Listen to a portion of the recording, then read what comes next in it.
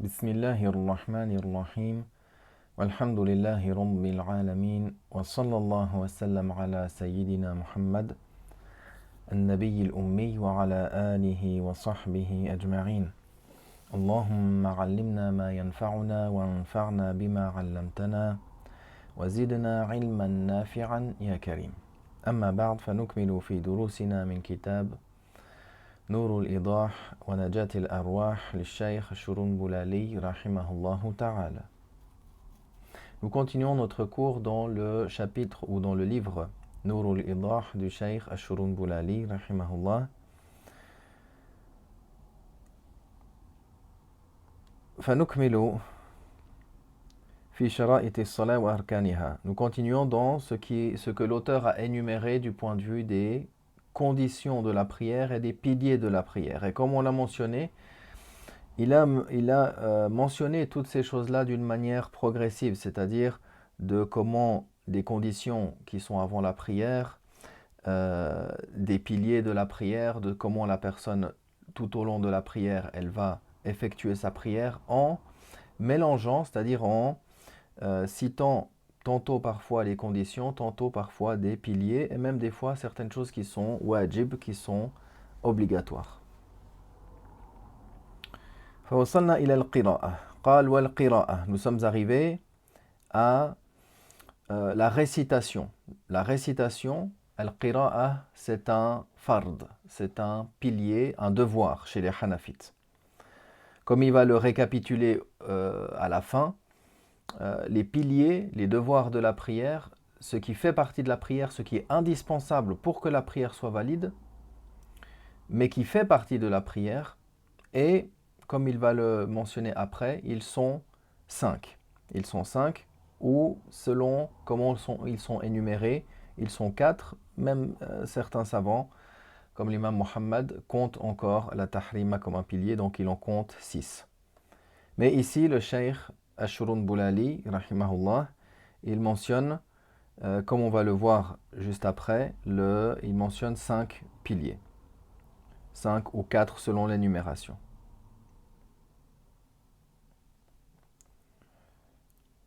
Donc nous sommes arrivés à la récitation. On ne parle pas ici de la récitation de la Fatiha. On ne parle pas ici du point de vue de la récitation de la Fatiha, mais on parle ici de la base, la récitation de base. C'est quoi la récitation? Alors, selon l'imam, c'est le fait de réciter une ayah au minimum, avec certaines conditions pour cette ayah, mais la précaution dans les ibadat, dans les adorations, c'est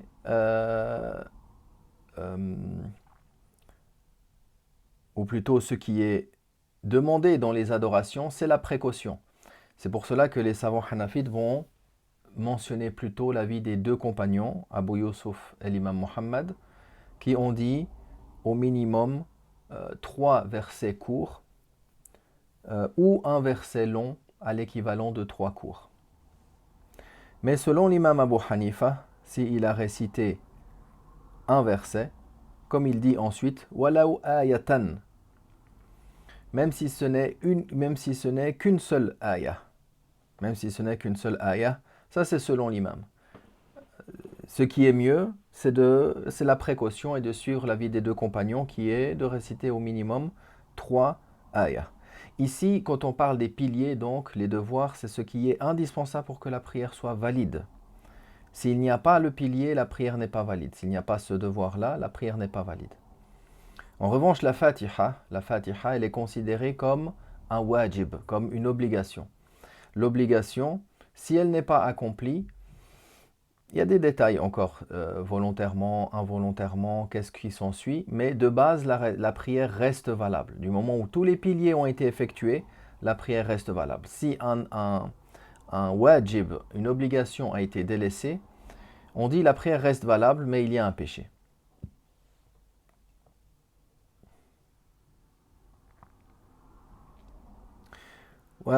قال والقراءة ولو آية. La récitation, même si ce n'est qu'une ayah. Allah Ta'ala dit وَقْرَأُوا مَا تَيَسَّرَ مِنَ الْقُرْآنِ dans le sens est réciter quelque chose du Coran, ce qui est quelque chose aisé pour que la personne récite dans le Coran. Donc il n'y a pas une quantité qui a été définie. Et c'est un texte qui est qat'i ad-dilala, c'est-à-dire que son argument, il est catégorique du point de vue que c'est une ayah du Coran. Par la suite, les autres textes, paroles prophétiques qui mentionnent la Fatiha, comme le hadith La salata liman lam yaqra bi fatihatil kitab, pas de prière pour celui qui ne récite pas la Fatiha. Alors les Hanafites le comprennent et ils ne le mettent pas au même niveau que la ayah du Coran, parce que la force du hadith n'est pas à la même force que ce qui est rapporté du Coran, qui est catégorique, qui est mutawatir. Donc ils ne vont pas pouvoir le mettre, cette preuve-là, au même niveau. C'est pour cela qu'ils ont dit la récitation de la Fatiha, elle est wajib, c'est-à-dire pour que la prière soit complète, accomplie d'une manière parfaite, complète, alors il n'y a pas de prière complète sans que la Fatiha ne soit récitée.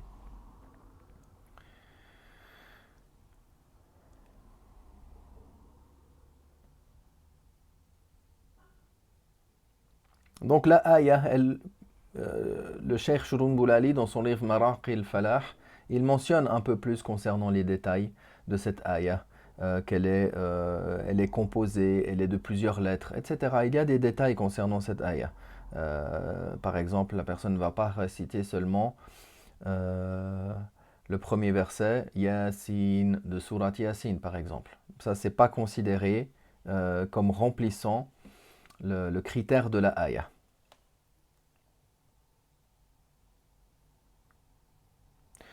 ثم قال ولو آية في ركعتي الفرض وكل نفل وكل النفل والوتر. Alors, ce minimum de la récitation, il doit être dans 2 raka'at de chaque prière fard, sans que ce soit déterminé dans quel raka'at. Donc bien sûr, la personne, quand elle récite, elle va réciter la Fatiha dans toutes les raka'at. Mais pour que le fard soit accompli, il faut au minimum qu'elle ait récité durant 2 raka'at. Admettons la personne, dans la première et la deuxième raka'at, elle n'a pas récité la Fatiha, elle a commencé avec le ta'awudh, A'udhu billahi minash shaytanir rajim, l'invocation d'ouverture, et après, par distraction, elle a directement récité une surah courte. Dans la deuxième raka'at, pareil. Donc elle aura récité le fard, mais il lui aura manqué le wajib, qui est le fait de réciter la Fatiha dans les 2 premières raka'at.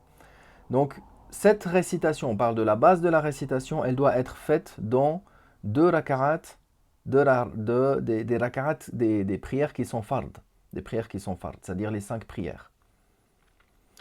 Mais dans les prières surérogatoires, la récitation doit avoir lieu dans chaque raka'at, de la récitation.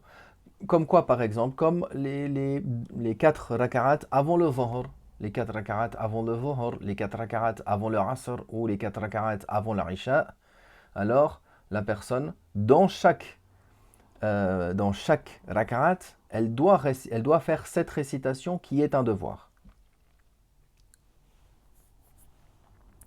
Ou le witr, également, le witr,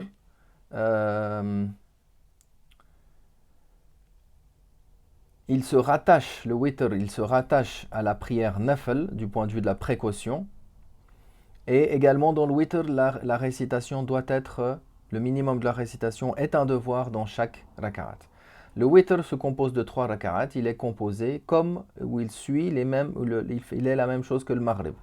C'est-à-dire que la personne fait le witr en 3 raka'at, il fait 2 raka'at, il s'assoit, il fait le tashahhud, sans faire l'invocation pour le prophète alayhi salatu wassalam, il se relève et il fait la troisième rakaat. Il y a encore des jugements qui vont venir dans le chapitre de Al-Witr.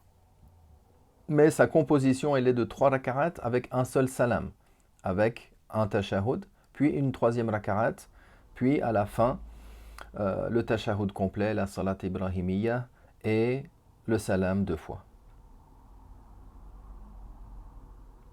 Donc là, il mentionne bien pour la validité de la prière. Pour la validité de la prière, c'est un devoir de faire cette récitation-là dans 2 raka'at, des raka'at al-fard, et également dans chaque raka'at surérogatoire, tout comme encore al-witr. وَلَمْ يَتَعَيَّنْ شَيْءٌ مِنَ الْقُرْآنِ لِصِحَّةِ الصَّلَاةِ. Il n'y a pas quelque chose, il n'y a pas une récitation particulière, spécifique, qui est demandée ou nécessaire pour la validité de la prière. On parle également, c'est-à-dire pour être... on ne parle pas ici du péché par le fait de délaisser la Fatiha. Non, on parle ici pour la validité de la prière, il n'y a pas quelque chose qui est spécifique. Du moment où il a récité une ayah, qui remplit les conditions de la ayah selon l'imam, ou trois ayahs courtes, par exemple, selon les 2 élèves, alors la prière est valable. Maintenant, est-ce qu'il y a un péché ou pas? Alors ça, c'est en fonction des wajibat, des obligations de la prière, qu'on verra après. Mais il y a notamment donc la récitation de la Fatiha, la récitation de la Fatiha dans les 2 premières des fards, même si certains savants, ils ont mentionné ces wajib dans les 4 raka'at. La récitation de la Fatiha, selon certains savants hanafites, est wajib dans les 4 premières, ou dans toutes les raka'at des fards.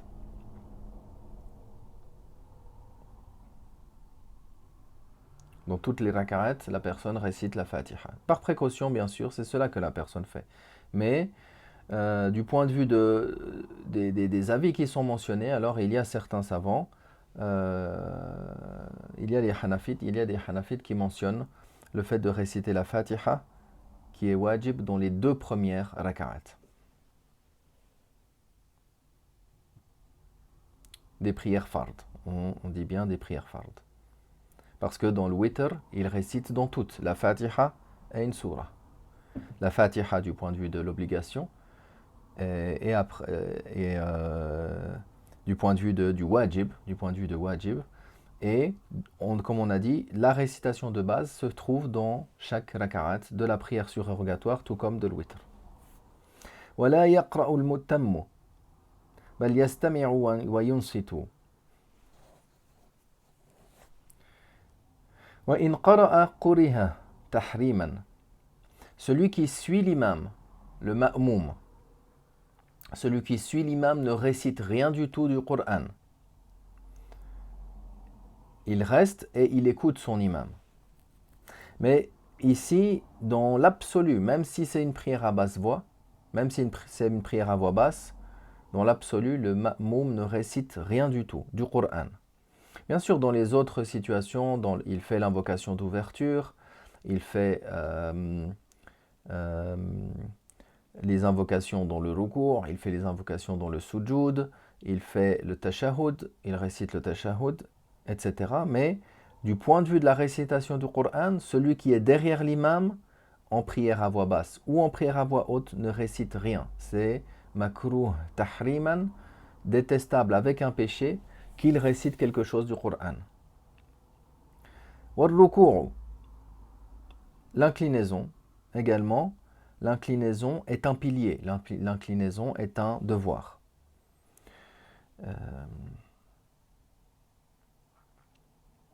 Il se penche dans l'inclinaison afin que, d'une manière à ce que ses paumes soient sur ses genoux. Et même s'il s'est incliné un peu moins que cela, c'est-à-dire que ses mains elles sont très proches des genoux mais pas complètement, ça reste valable. وَالسُّجُودُ عَلَى مَا يَجِدُ حَجْمَهُ وتستقر عليه جبهته ولو على كفه أو طرف ثوبه إن طهر محل وضعه. Alors le sujoud, la prosternation. Alors la prosternation, il le mentionne une fois. Mais ce qui est voulu, c'est 2 fois. On se prosterne donc 2 fois par raka'at. Donc le sujoud dans le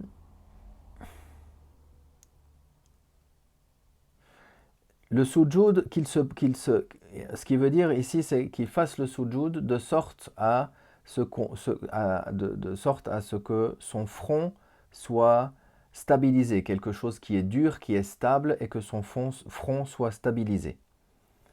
C'est-à-dire, la règle, c'est que s'il se prosterne sur quelque chose qui est mou, tant que cette chose-là, elle s'aplatit sous le fait de mettre le poids de la tête, alors le sujoud n'est pas valable. Le sujoud n'est pas valable. Si c'est quelque chose de légèrement épais et qui est mou, de sorte qu'une fois que ça s'est compressé, il trouve cette stabilité, ça c'est valable. Mais un gros coussin, par exemple, et il se prosterne dessus, alors plus on va appuyer dessus, plus il va s'enfoncer. Et il ne va pas trouver ce moment-là, il va pas trouver donc ce moment-là où il va avoir posé son front de manière stable. Voilà, ala kaffihi, même si c'était sur ses mains. Qu'est-ce qu'il veut dire? Ça veut dire que s'il se trouvait sur une surface où il n'a rien trouvé autre chose que quelque chose qui est mou, de sorte qu'il ne peut pas se stabiliser dessus, alors il met ses mains et il prosterne dessus. Ou sur le bout de son habit, sur le bout de son habit. Dès lors que l'endroit où il va poser cela, il est pur, bien sûr, à cette condition. وسجد وجوبا بما صلب من أنفه وبجبهته. Et il se prosterne obligatoirement, ici c'est un wajib, il se prosterne obligatoirement, c'est un wajib de parmi les wajibat, sur la partie dure, sur la partie où il y a l'os du nez. C'est-à-dire avec son front, la prosternation sur le front bien sûr, mais également en touchant la partie dure de son nez, pas la partie qui est molle. Hein. Ici, cette partie-là, sulbul anf, cette partie qu'on dit l'os si on veut du nez, al-marin, la partie cartilage du nez. Alors, s'il s'appuie seulement sur le cartilage, je veux dire sur le front, mais seulement sur ce cartilage, alors ici, il aura manqué cette obligation. C'est pour ça qu'il met un peu de pression afin que la partie juste au-dessus du cartilage, la partie dure du nez, ou même si c'est un peu au-dessus, touche également le sol. Bien sûr, cette question, il l'a détaillée ou il l'a mentionnée telle qu'elle. Il y a dans tout ça, comme il va citer après, ولا يصح الاقتصار على الأنف في الأصح إلا من عذر بالجبهة. Et il dit, il n'est pas valable qu'il se contente de se prosterner sur le nez uniquement. Se prosterner sur le nez uniquement sans le front, alors c'est pas valable. C'est pas valable selon l'avis juste. Ça veut dire que dans tout ça, dans cette question dans ces questions-là, il y a des avis et il y a des détails. Là, on se concentre sur ce qu'a cité le cheikh dans son résumé. Sauf si lui, il avait une excuse à dans son front, qui fait qu'il n'a pas pu se prosterner.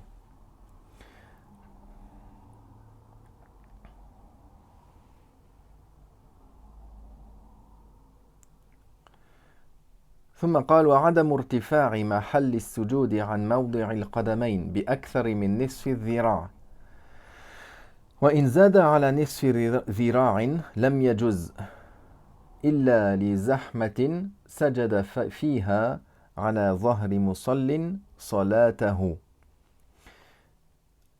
Alors, concernant la prosternation encore, il ne doit pas avoir la partie, lorsqu'il fait sa prosternation, la partie où il fait le sujoud ne doit pas être surélevée par rapport à la partie où se trouvent ses pieds de plus qu'une demi-coudée. Une coudée entre 48 et 50 cm. Les savants, ils ont donné une estimation concernant la coudée, combien elle correspond. Donc une demi-coudée, si on dit environ entre 20 et 25 cm, alors si cette partie-là sur laquelle il s'est prosterné, elle est plus haute que l'endroit de ses pieds de 30 cm par exemple, alors le sujoud n'est pas valable. Des fois, on trouve dans certaines mosquées, l'endroit où se trouve l'imam, il est un peu surélevé. Des fois, il y a comme une petite marche, comme ça. Alors si par exemple, il y a beaucoup de gens et que la personne, elle s'est avancée un peu, et que ses pieds, ils se trouvent à cet endroit-là, et que la marche, là, elle se trouve environ à 15 cm, par exemple, et il se prosterne sur cette marche, il n'y a pas de problématique à cela. Ce qu'il faut, c'est que l'endroit de sa prosternation ne soit pas surélevé par rapport à ses pieds de plus qu'une demi-coudée. Sinon, ce n'est pas valable, sauf, comme il a dit, illa li zahmatin.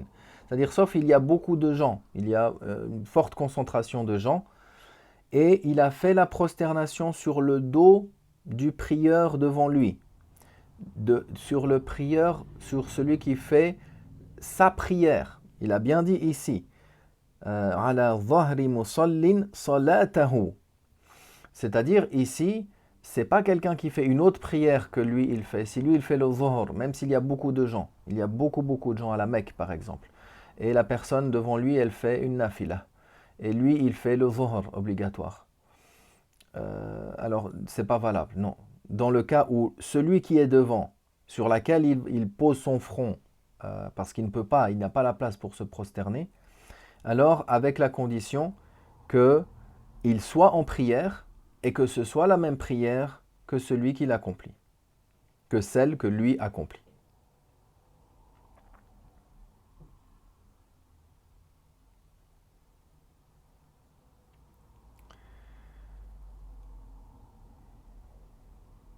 ثم قال ووضع اليدين والركبتين في الصحيح نقف هنا والحمد لله وصلى الله وسلم على رسول الله